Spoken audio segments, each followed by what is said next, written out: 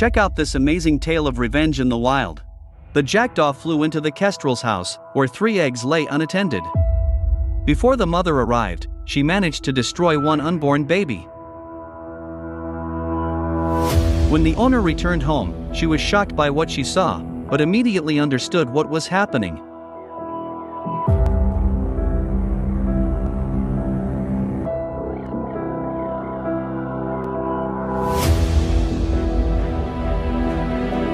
A plan of revenge matured in her head. I will find you, and I will kill you. And when the jackdaw returned to finish what she started, her enraged mother ambushed her.